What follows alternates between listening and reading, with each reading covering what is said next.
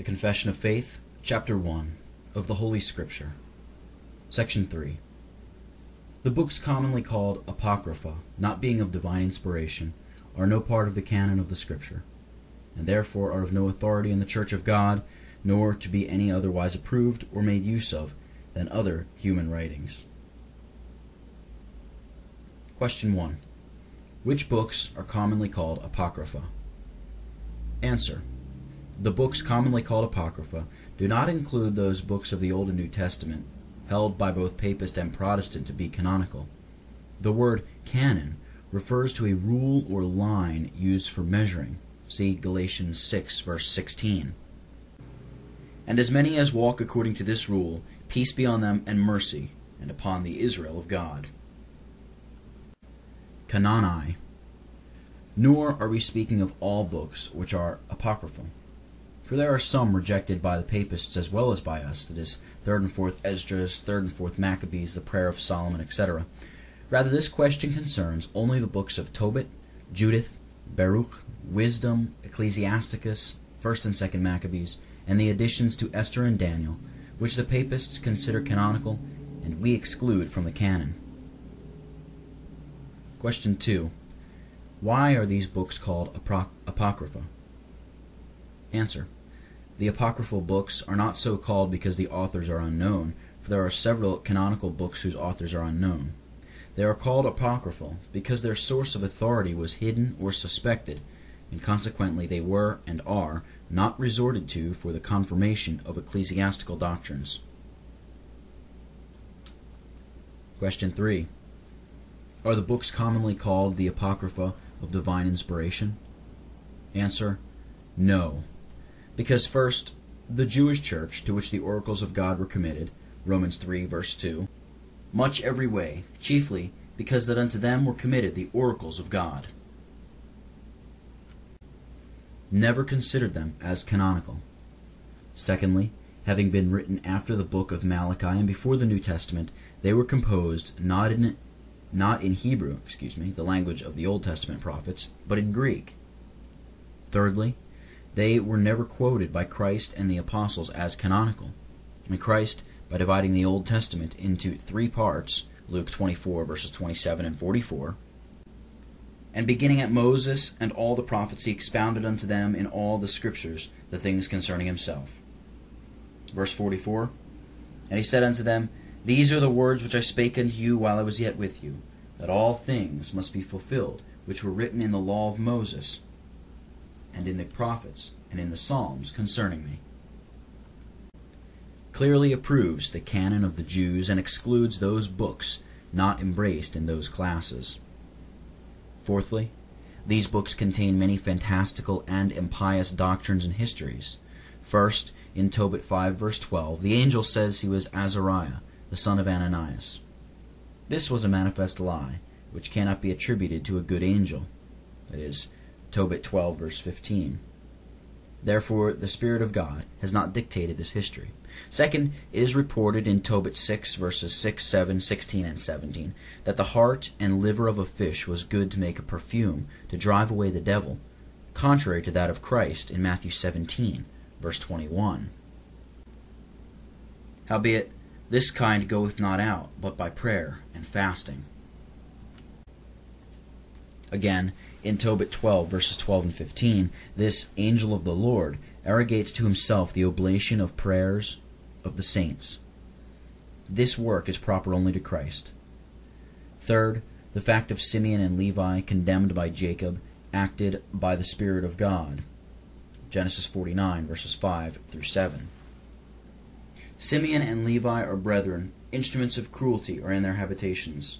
O my soul, come not thou into their secret, unto their assembly. Mine honor, be not thou united. For in their anger they slew a man, and in their self-will they digged down a wall. Cursed be their anger, for it was fierce, and their wrath, for it was cruel. I will divide them in Jacob, and scatter them in Israel. In killing the Shechemites, Genesis 34, verse 25. And it came to pass on the 3rd day, when they were sore, that 2 of the sons of Jacob, Simeon and Levi, Dinah's brethren, took each man his sword, and came upon the city boldly, and slew all the males. is commanded by Judith in Judith 9, verses 2 and 3. Furthermore, this book praises the deceits and lies of Judith. See Judith chapter 11, a fact inconsistent with true piety. Revelation 22, verse 15. For without are dogs, and sorcerers, and whoremongers, and murderers, and idolaters, and whosoever loveth and maketh a lie. Worse still, she seeks the blessing of God upon them, in chapter 9, verse 13. Fourthly, the author of Wisdom falsely asserts that he was king in Israel, Wisdom 9, verses 7 and 8, in order to be taken to Solomon. Solomon reigned 970 through 931. Yet he alludes to the athletic contests begun in the year 776, which in the time of Solomon had not yet been established among the Greeks. See Wisdom 4, verse 2. Further, he introduces theories of Pythagoras, who was alive 582 through 500, respecting the preexistence and transmigration of souls. See Wisdom 8, verses 19 and 20, who was not yet born. And he gives a false account of the origin of idolatry in Wisdom 14, verses 15 and 16. Fifthly, the son of Syriac, that is, Ecclesiasticus, in Syriac 46, verse 20, attributes to Samuel what was done by the evil spirit raised by wicked devices, in 1 Samuel 28, verse 11. Then said the woman, Whom shall I bring up unto thee? And he said, Bring me up Samuel. He falsely speaks of Elijah's bodily return in Syriac 48, verse 10, and he excuses his oversights in his prologue. Sixthly, there are so many contradictions and absurdities in the additions to Esther and Daniel that they refute themselves. Seventhly, Baruch says he read his book to Jeconiah and to all the people of Babylon. But Jeconiah was in prison, and Baruch had been taken away to Egypt after the death of Gedaliah, in Jeremiah 43, verses 6 and 7. Even men and women and children, and the king's daughters, and every person that Nebuzaradan, the captain of the guard, had left with Gedaliah, the son of Ahikam, the son of Shaphan, and Jeremiah the prophet, and Baruch the son of Neriah. So they came into the land of Egypt, for they obeyed not the voice of the Lord. Thus came they even to Tahpanhes. He mentions an altar of the Lord in Baruch 1:10, when there was none, the temple being destroyed. Eighthly, the books of the Maccabees often contradict each other. Compare 1 Maccabees 6, verse 8 with 2 Maccabees 15, verse 16, and 2 Maccabees 9, verse 5. The suicide of Razis is praised, 2 Maccabees 14, verse 42.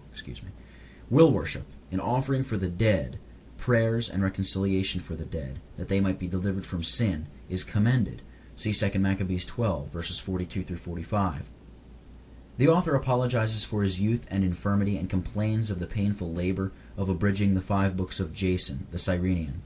2 Maccabees 2, verses 23 and 24, as well as 2 Maccabees 15, verse 39. Question 4. What use then are these apocryphal writings to the Church? Answer. We distinguish between the canon of faith and the canon of ecclesiastical reading. The former embraces all of the divinely inspired scriptures. From this canon alone, all matters of doctrine and practice, that is, matters of faith, are to be established. The latter embraces those writings which, whilst they contain many things which prove they are not of divine origin, and therefore not to be trusted in matters of faith, have been recognized to be of a more general value in the reading of the Church. In this last sense alone, the early Church spoke of these books, as well as the sufferings of the martyrs, as being canonical. The canon of ecclesiastical reading is to be made use of as other human writings, which are not of the infallible Spirit, and respects only matters of edification, that is, the edification of believers. Therefore, we may seek within them examples which exemplify or illustrate those truths displayed in the canon of faith.